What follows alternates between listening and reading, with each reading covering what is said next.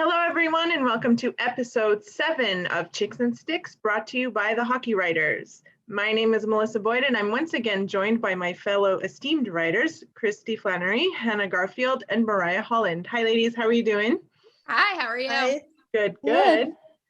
All right, we're getting ready for some obviously some playoff discussion, but before we get into the meat and potatoes of our show, I just wanted to remind you all to drop us a like, a follow, or a comment from wherever you're watching or listening, and send us in your questions, and we'll be sure to answer them in a future episode. Actually, we received a question over the past week, so we're going to answer it in a few minutes. And we wanted to kick things off with a few news items that have been making headlines this week. And we're going to start with the officiating during these playoffs, which has taken center stage yet again during the semifinals for all the wrong reasons. Mariah, can you kind of shed some light for us on what's been going on and what needs to change? Oh my goodness. That's how I'm going to start that. So honestly, like, even just watching the first round, that's kind of the round I paid most attention to, with the Wild only making it that far. The reffing had me so irritated that, and I mean, we were just talking about it. It seems every single team in the playoffs has had a complaint against the refs. And I think the biggest thing for me is the suspensions, but the other night, the too many players on the ice just kind of seems to be like, okay, that's an easy call to make. Why isn't it being made? Like, what do you guys think towards that? Yeah, like, I think especially at this stage in the playoffs, like, it's the semifinals, we should be having, there should be the best refs on the ice. And it seems insane that these kind of calls are being missed at this stage of the playoffs. And, even last night during the Canadiens and Vegas game, I mean, there was a too many men call missed, but also Vegas was not called for one penalty last night through 60 minutes, which is kind of unbelievable in a playoff game. And there were several situations where that could have been called. So it's unbelievable that this is happening at this stage. But it seems like, oh, sorry. Oh my gosh, no. I was just gonna say, I think even crazier was the call in game 1 of the Tampa, or game 2 of the Tampa and Isles series, where literally Braden Point was cross-checked into Varlamov, and he was the one that got called. I mean, it's so inconsistent across the board. Mm-hmm. Yeah. There are calls that, of course, are going to be like, there's going to be a cross check or a slash that the refs are going to miss when, like, the puck is on a completely different end of the ice and they're paying attention to, like, the play. But when you see 7 and 6 men on the ice, it's like, that's the one you need to catch. Like, if you're not catching that one, how are we trusting you to get, like, the high stick, the slashing, the cross checking, like the ones that can be potentially dangerous to the players, if you're missing 7 gray jerseys on the white ice? That's my concern with this whole thing. Yeah, agreed. Totally. And it feels like it's been an issue for all season. Yeah. So it's just, I don't know. I really hope something is done in the off season, either, looking at how the games are officiated, or again, looking at the rule book. Because this is, it's just reached another level of, on being unbearable. Well, it's like, I try to give the refs slack because I'm not there. I'm not in the game. I don't know what they're seeing, but some of it's just so blatantly obvious. Yeah. And then the other part is, I know the refs don't decide suspensions, but I think that's the other part of this that is such a problem. Like, I was researching a little more on how many suspensions have happened so far, and during the playoffs there have been 5 already. And obviously we know about Kadri and Scheifele's, because Scheifele was quite blatant, but Kadri's, even, I was reading up on what their coach Jared Bednar had said about it. I never saw it. I didn't get a chance to read it, but I was reading it and he was like surprised with it being 8 games, and with it being the playoffs, he thought it would be less than that. But it's like, okay, what about him having been suspended? Like that's his 6th time overall and 3rd playoff suspension. Like, where do you get saying like, oh, he should have less because it's the playoffs? Yeah. And I think too, there has to be, and the only example that I can give is like when a player gets high sticked, how it's either a double minor or it's a minor. It's the same action.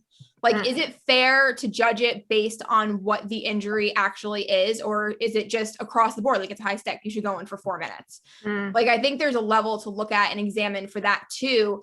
Of if it's a smaller player that hits a player that's larger than him, obviously the impact's not going to be as great. So then the suspension shouldn't be as great. But if you have someone like Ryan Reeves slamming Cole Caulfield into the boards, him being like the guy that he is, that should be bigger, even though it's the same action. So that's something they have to kind of look at too. Like, is it fair to only judge it on what the resulting injury is, or should it just be what the action is itself? And certain players being known for, like you brought up Reeves, he knocked Suter's face into the goalpost in the first round, and then he does other things, and it's like, when are you gonna actually make it so these players stop doing this stuff?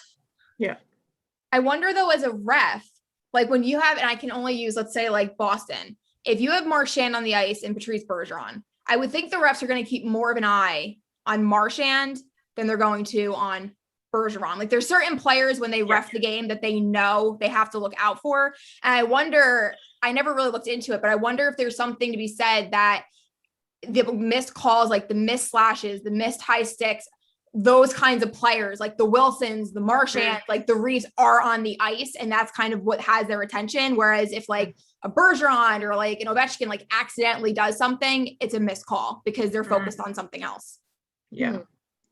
I also wonder, I think we've seen other leagues, other professional leagues incorporate more, kind of replay and having the refs have more of the option to look back. And we don't really, in the NHL, they don't have that option in a lot of cases. Do you think it needs to be more incorporated into the game?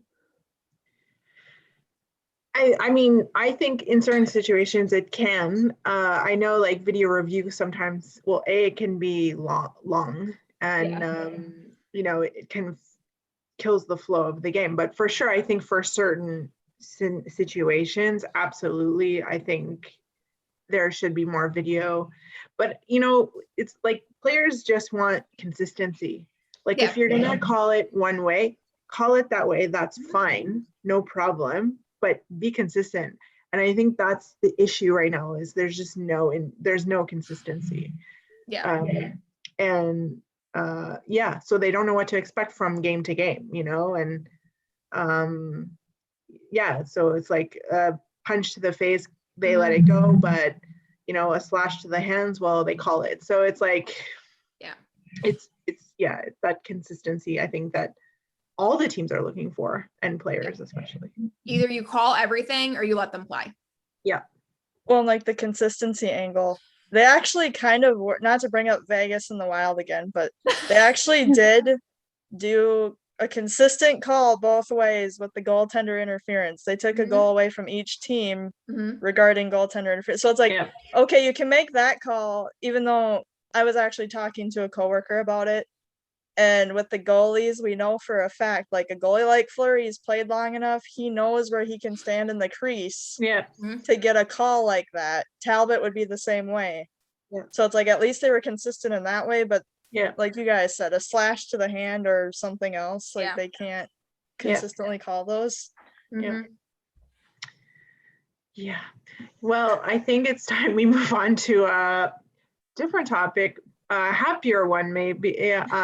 There's actually, if you include today's announcement, 2 significant coaching news that came out this week. So the first one being that Gerard Gallant is the new head coach of the New York Rangers. So he was pretty much the big off-season sort of free agent on the on the coaching side.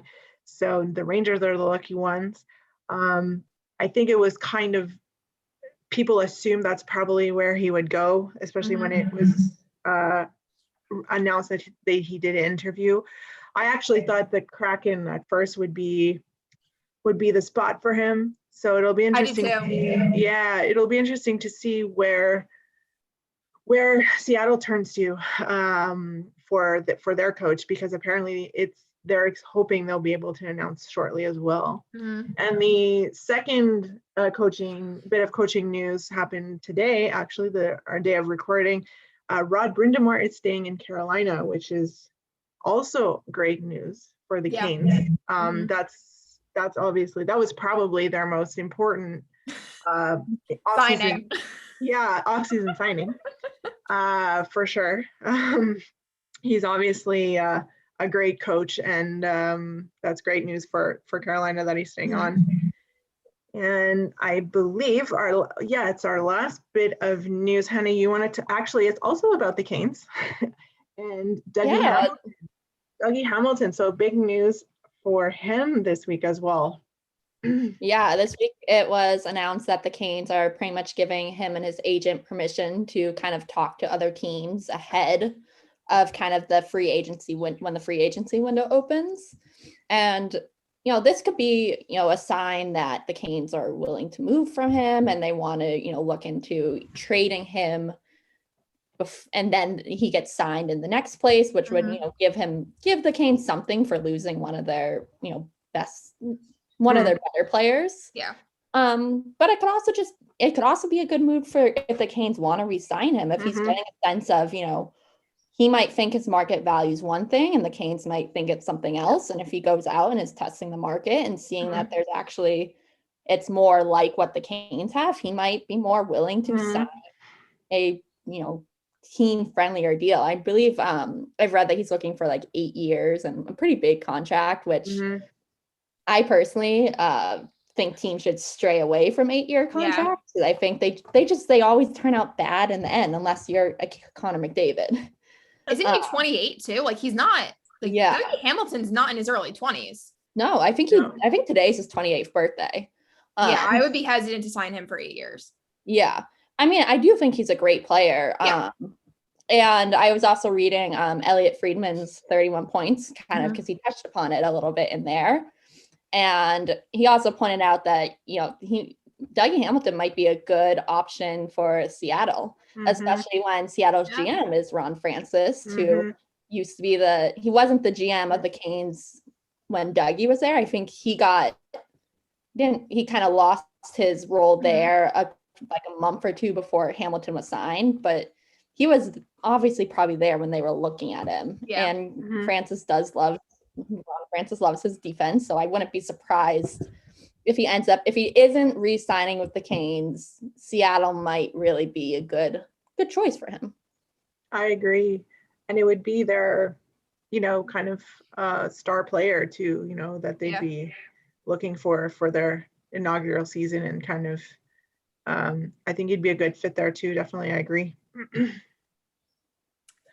So today, as Mel said, we are going to talk about the Final Four. And since there are 4 of us here, we thought what's better than having each chick take a team, and we're going to talk about their strengths, weaknesses, the X factors, all the fun stuff. But we can't do this little segment without first starting with Mel and her beloved underdogs, her beloved Montreal Canadiens. Yeah, who would have thought that my team would be the last one standing of all of our teams? I wouldn't have bet on that at the start of the playoffs, but I'm happy that it's turned out this way. People are, I think you could say that, I think people are surprised. Well, they are surprised. And I think the fan base is as well, as loyal as the fan base can be. I think we're all kind of can't believe this is happening. I think they, won their division because I think the key word is determination. And I think you saw it last night during game 2 against Vegas. I think they just wanted it more. than Toronto and Winnipeg. It just felt that way. And I think they're playing as a team. This is like everyone has bought in to what Dominique Ducharme is selling. Everyone from top to bottom. And yeah, it just feels like a real team. And it's kind of like they've embraced their underdog status. And it's like we're us against the world. And it's just us, and we're going to go out and prove everybody wrong. So I think that's kind of like a dangerous combination. So who knows what's next? Wow. Kind of going off of that, what do you think are kind of their two biggest strengths, and what will help them beat Vegas if they are to beat Vegas? Yeah, I guess I think the first one is that they really do play as a unit of five in all three zones. You can see the puck support in all three zones.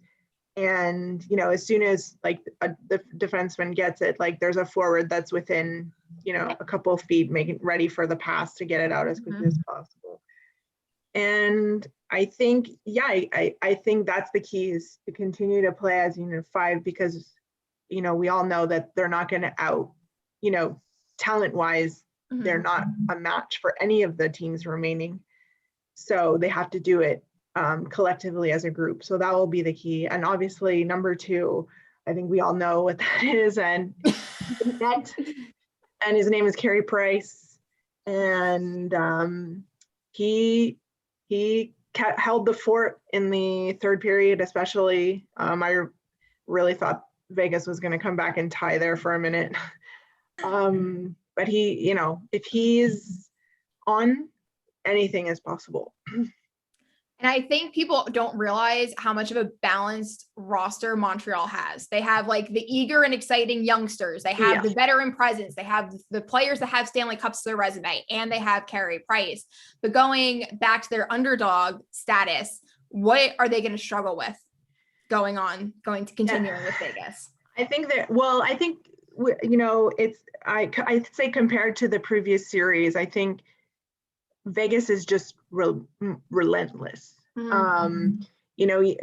were up down 3-0, and it didn't feel like they were down 3-0. Vegas was down 3-0. They just never stop. Like it's just constantly, they're in your face, they're attacking so that's going to be a struggle for them to sort of, can they keep up this pace with Vegas? Can they keep up with Vegas? So far, they've done a pretty good job, but can they keep it up for 5 or 6 more games left, or 5 games in this series that are left, hopefully. But yeah, so I think that'll be definitely, something that they have to look at, and, just the set plays of Vegas. I mean, they've been beaten 3 times on the same play to the defenseman. So Alex Pietrangelo in particular, they're not covering the defenseman the way they should right now. And that's going to be a struggle. Can they contain the offensive production from Vegas's defenseman, I think. And what or who do you think will be an X factor with Montreal? Jeff Petrie and his bloodshot eyes, poor guy. That picture is so scary. I'm sorry. I mean, I was like, is this a real? When I saw that, I was like, is this real, or did someone as if things can get worse for him. But yeah, Jeff Petrie for sure. I think his impact was felt immediately in game 2. It was like night and day. You're like, oh, okay. It was like a sigh of relief, like, okay. But as if there was any doubt, there wasn't that much, but if there was any doubt, there isn't anymore. He is Montreal's #1 best defenseman by far. And they absolutely need him to stay healthy as possible. Yeah, for sure. So I guess now that, I guess we have to go to Montreal's opponents next, if we must. No, I'm just kidding. Mariah, can you tell us how they won the division and are in the Final Four? Well, Mel, you took a lot of my points when you started talking about Vegas. I'll have to say that. And honestly, I'm not gonna lie when I say I kind of hope Montreal beats them, just because I'm still sore that they beat the Wild. But anyway, honestly, Vegas won by what, like you said, they play an in-your-face type of hockey where they don't back down. They don't care the score. They're going to be in your face, hits, just dragging it on, wearing your team out. And that's how they beat both the Wild and Colorado. And everyone thought Colorado would run away with it. No offense to the Avs, but for sure, Vegas just shut them down. They wouldn't let McKinnon. I mean, they had points, but they wouldn't. They didn't reach the potential they could have. And I mean, obviously, Fleury was a big part of that as well. So they're kind of the all-around deal. As much as I hate to say it, they have a really good team. Yeah, for sure. And I mean, you kind of touched upon that they are a great team, but what are two things specifically that you think they do particularly well and that will really benefit them against Montreal? Well, I'm going to sound like a broken record throughout this whole thing because Fleury is obviously one of their biggest strengths. Like he's obviously going to be a future Hall of Fame goaltender. He makes the unbelievable stops that no one would see coming. I mean, without him, they more than likely wouldn't have made it this far. And probably their second one would obviously still be the in your face. They wear the teams down. They don't let up, and their face-offs. That's something I almost forgot to mention was they've scored a couple goals directly off of their face-offs. And that was pointed out, I think, last night's game. When they almost tied it up, it was right off the face-off. So if they can keep those going, Montreal may be struggling. Yeah. Well, actually, it's funny. I saw a stat last night that Nick Suzuki has lost 3 face-offs in the defensive zone in the first 2 games, and all 3 have led to goals. All 3 face-off losses have led to goals. So yeah, great of you to point that out. I'm sorry. No, but it's true. It's like, oh yeah, just stop doing that. I suppose that's one way to welcome a young guy into the NHL play. Yeah. He won't forget it, that's for sure. So just like Toronto and Winnipeg, all the pressure is kind of on Vegas to not screw this up and have Montreal advance. No offense, Mel, to the Stanley Cup final. So with all the strength that they have, what are areas where they have a weakness when it comes to Carey Price and the Montreal Canadiens? Well, I don't know if it's directly with Montreal, but I was kind of looking over the stats for the playoffs in general, just trying to find where their weaknesses would be. And honestly, it's their special teams. Yeah. Their percentage isn't where it could be for both power play and penalty kill. And they've been, I think it was scored on 9 times while being shorthanded. Not just against Montreal, but like the whole playoffs. Yeah. And I mean, clearly that's not something you want to be doing when you're playing the top teams or even an underdog like Montreal, because they could find that and exploit that. And if they're good at drawing penalties, Vegas could be in deep. And I mean, their other one would have to be, it doesn't really show up as a stat, but again, Fleury, if he's the type of goaltender that's really kind of in his head, where if Montreal can rattle his cage a little and get him frustrated, that could set him off for the whole game, and they could get a couple quick goals and move on. And I guess don't know how he makes half of his saves, honestly. I'm like, wow, how did he get back in position to make that save? Like, wow. He has superhuman abilities we don't know about. Clearly. And I guess as an X factor, I would have to say, like, you could say Stone or Marcia Show or even Alex Tuck, but if it's a person, it would have to be Pietrangelo, because watching the game last night, I was kind of going back and forth listening, and I swear I heard his name majority of the game. Mm-hmm. Yeah. And he's a great defenseman, and I'll be a little biased too. I loved when he played with the Blues. Mm-hmm. So seeing him being with a team that is as strong as Vegas, it would be nice to see him actually get a cup. That would be the one happy spot about that for me. Yeah. But yeah, I mean, Pietrangelo will be one to watch throughout the whole series. Agreed with that. All right, and now let's move over to the other series with Game 3 going tonight, actually, between the Lightning and the Islanders. Kristy, can you tell us why Tampa is still has their quest alive for a repeat Stanley Cup? Is anybody surprised that they were the ones that came out of the Central? Like, this is like the one division that like Carolina could put up a good fight, Florida could put up a good fight, but we all knew that Tampa was coming back.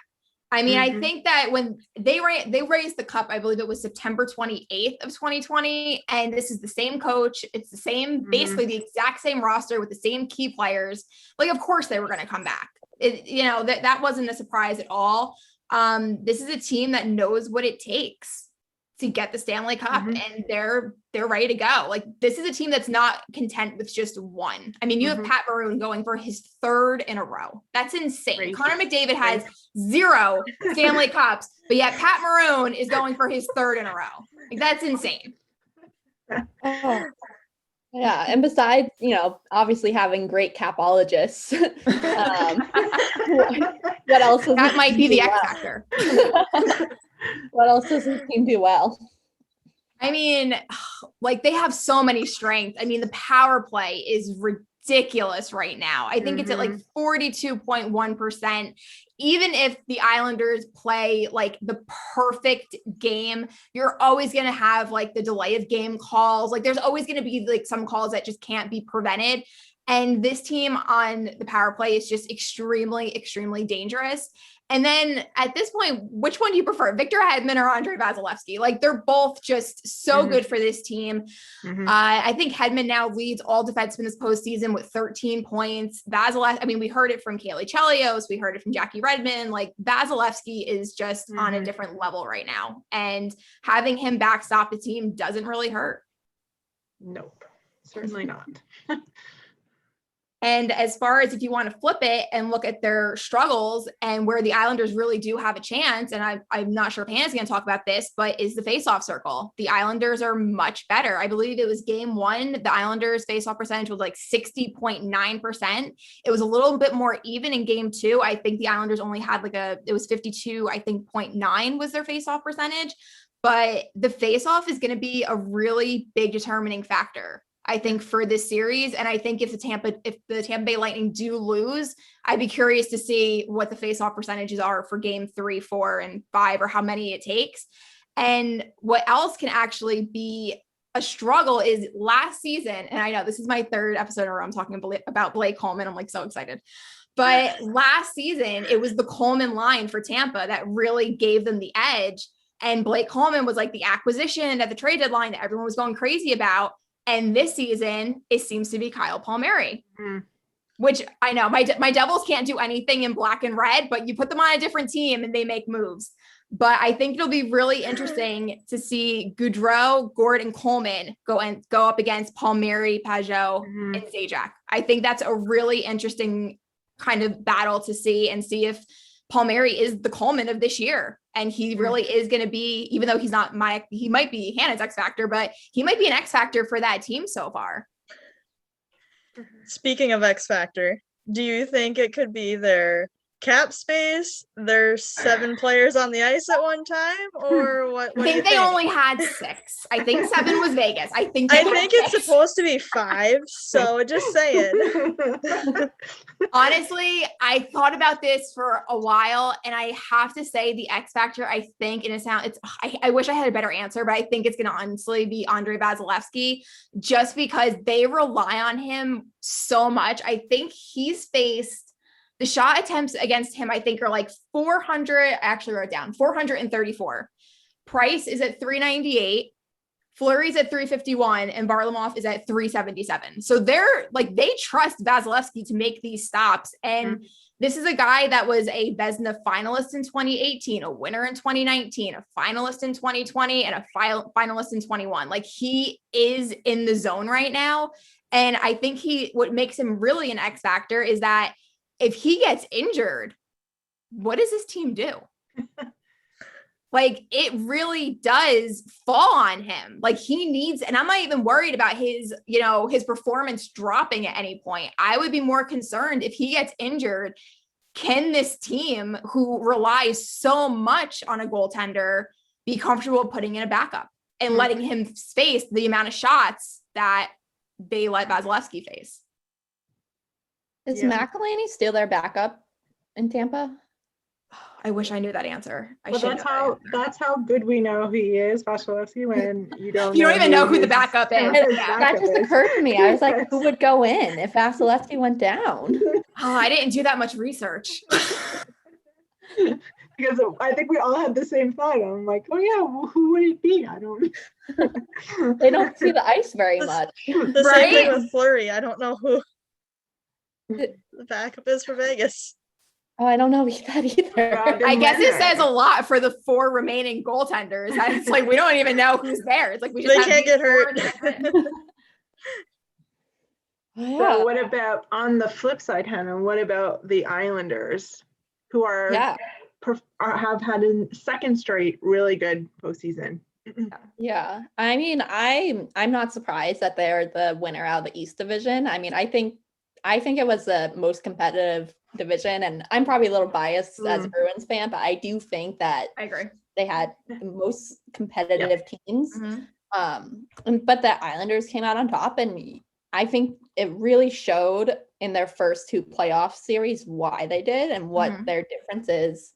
Because when you look at the Penguins and the Bruins, they're kind of similar made up teams, where you had this really talented, kind of aging core group of players, and then they've kind of struggled to build around them. That's a great point. Yeah. And the Islanders, they don't necessarily have the big names in the same way that the Penguins or the Capitals or the Bruins do, but they have tremendous depth. They have a really great system. And kind of like your point with Montreal, they've bought into Trott's system and they believe in him as a coach. And that goes a long way when you see them, they play together and they play well. And I saw this kind of a lot during the Bruins Islanders series, is that they have this terrific bend, don't break kind of style to play, where if you watch a game, they're not all, especially against the Bruins are in their offensive zone most of the game, and it would look like the Bruins should be winning. And then the Islanders just kind of sneak in and they get quick goals. Yeah. And before you know it, they're the ones winning. And so I think they are really this kind of sneaky team that has a great system and was really good at, maybe not necessarily controlling the puck most of the game, but they're ultimately, finding ways to win. Which I think, kind of plays into their strengths, is that they the bend don't break system. And they've also had Barzal and Pelech have both been phenomenal. Barzal really he's really taken a step up in this playoffs a lot. And Adam Pelech, who I didn't think very much of him as like I just wasn't thinking of Adam Pelech that much, but he has been the MVP for that team so far this series. And he's really, putting his name down as a top defender in this league. He's been phenomenal. He's been great to watch and really is a really big part of their defense and a big part of the reason why they're so strong defensively. And also back to kind of repeating myself again, is that they're really great depth. I mean, they have a great bottom 6. I would say Martin, Cizikas, and Clutterbuck are as good as any fourth line in this league. And I think that really benefits them. And I think it's great too for Barzal because he is an all-star, but he doesn't have the pressure on him that like John Tavares had. when he was an Islander. Like Barzal's, like he's in a position where their team has that much depth that he can really just develop on his own without that pressure that he's going to carry a team on his back to the Stanley Cup, which is really great for him. Now, obviously playing against the defending Stanley Cup champions, like that's a challenge right there. But what struggles are they going to have against them? What do they need to kind of be careful about in the next, tonight and games moving forward? Yeah. I mean, I think one of the big things, going back to that, I keep saying that like bend, don't break. I feel like I'm on a broken record here, but you can only bend so far actually to break. And if any team's going to kind of put this, that's going to find a way to throw them off their rhythm, it's going to be Tampa. They have the superstars that Islanders don't necessarily have. They have the great offensive weapons that, again, the Islanders have some really talented players, especially Barzal, and Josh Bailey's great, Brock Nelson, but they're not the same level as Kucherov or Stamkos or, even like Coleman, who is great on the third line. They know how the Bolts know how to score goals. And eventually they're going to crack the defensive system. And I think another one of their weaknesses is that they don't really score very much from the blue line. I was looking through, the Islanders, their defensemen, and not many of them have that many goals. They don't really, which isn't that bad when you're matching up against the Bruins, who also don't generate a lot of points from the blue line. But when you're matching up against Tampa Bay, who has the likes of Victor Hedman and Sergachev, it's going to be a lot harder to kind of keep up with them and match with them in a series. Do you think the Islanders have the weakest goaltender among the four that are left? I mean, that actually brings me to I think Varlamov's the X factor in this. Oh, segue. All right, let's go. Oh, great segue. I think he doesn't have, he doesn't have the awards of the other three. He doesn't necessarily have the kind of the notoriety. So in some instances, yes, he's definitely the weakest out of the four. But I think he can still play with the four, if that makes sense. He is playing, has a save percentage, 9.23 save percentage, which is higher than his career playoff average, which 9.918. So he's playing well. And I think just, as a Bruins fan, after watching the last series, he stops everything. Like for having such a great defensive system, the Islanders still, saw a lot of shots on goal, and he stopped. He was making these crazy, insane saves. So I'm like, how did you save that? Yeah. So I think if he's really locked in like he was in some of the games against the Bruins, I think he can play as well as any goaltender in this league. Yep. Don't sleep on him. Agreed. And I guess that also kind of brings us into our audience question, which was, do we think the Islanders have what it takes to win the Stanley Cup? And I think as we saw it as a Bruins fan, this week was the 10-year. If you didn't know, I'm a Bruins fan.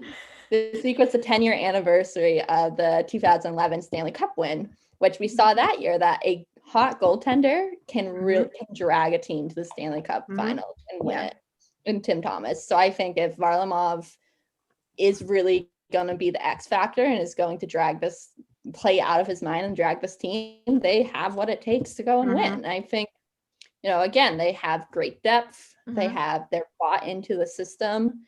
They play well as a unit. I think, if they can weather the storm of Tampa Bay Lightning, then I really think that they're as good as any team in this league. They're probably not the let's say the sexy choice to win the Stanley Cup. Like, people are like, but honestly, they're tough to play against, and they play that, like you said, Hannah, that system to a T. And Barry Trotz is, a great coach. So he's one of the best. It wouldn't surprise me if the team that knocks off Tampa is the Islanders for sure. And Tampa's played a lot of hockey in a very short amount of time. So you have to wonder if a fatigue is going to begin to set in at some point. Yeah. I agree. I like what you said though about Islanders not necessarily being the sexy option. I mean, I was looking at like a list of players that people would like to see lift the Stanley Cup. Yeah. Everybody would love to see Carey Price lift the Stanley Cup. Everyone would love to, it would be such a great thing to see Pat Maroon do it 3 times in a row just because that's such a cool story. Or Vegas, especially him of all people. Like, like a fourth liner that has 8 minutes of ice time a game is now lifting the cup in a row. Yeah, I mean the Islanders don't really necessarily have that player where everybody's like, yeah, I really want that guy on the Islanders to lift the cup. Speaking for all Devils fans everywhere, and I'm confident that I could say this, we would all be ecstatic to see Andy Green and Travis Zajac win a Stanley Cup. They put in a lot of good years on a really bad team, so they deserve their cup before they retire. That's actually Devils fans would be happy. We would be happy. Yeah, I was thinking of Travis Zajac actually. So yeah, because he was underrated for a lot of his career. He really was. Yeah, I have to say Clutterbuck just because I loved him when he was with the Wild, and I'm so glad he is still playing. So, which captain do you want to see the most? Anders Lee, Stamkos, Weber, or Stone? Weber. Yeah. I love Anders Lee because he's from here. Well, Weber, I think I'm biased obviously, but I think not as biased as Hannah is with her Boston Bruins. But, how many times can I say that in an episode? Yeah, I know. We all do. If we're listening, turn this into a drinking game. It'll be a great episode. We'll just put it next to your name so you don't have to say it from on. Yeah, Weber too. I think because he has the chance to join that elite club, the triple gold club, with his teammates, 2 of his teammates actually, Corey Perry and Eric Stahl, to have won the gold medal, the world gold medal, and the Stanley Cup. And so it'd be really cool. And actually he has never until this year been to the 3rd round of the Stanley Cup playoffs, and Carey Price actually just got his first win in the 3rd round, which is hard to believe, but yeah. If you're talking about a guy who spent a lot of years on a not so great team, that's not supposed to be Weber. He was in Nashville when they were, having some down years. Yeah, for sure. Definitely. Well, unfortunately, that's all the time we have for this week. It was great to talk playoffs. We hope you enjoy the continuing coverage. It's definitely going to be exciting because it really can come down to any of the 4 teams to take this. So it's going to be a lot of fun the next few weeks. Thank you as always, Mariah, Kristy, and Hannah for joining me for another episode. And of course, a special thank you to all of you for watching and listening. And be sure to check out all of the great shows produced by the Hockey Writers on YouTube, Facebook, and your favorite podcast platform. So we have Blackhawks Banter, Sabres Scoop, The Grind Line, Red Wings. Actually, just last week they interviewed an original member of The Grind Line, Darren McCarty. So if you haven't checked out that episode, be sure to do so. So we have new shows coming out every day of the week. So make sure you're subscribed and staying up to date. And all our shows are also on iHeartRadio right now. Don't forget to visit thehockeywriters.com to read all of the content being published daily by all of our awesome writers. Don't forget to follow us on social media. And last but not least, sign up for our daily newsletter, Morning Skate, to get your day started off right with all the latest hockey news. So that's it for us. See you next week. Bye.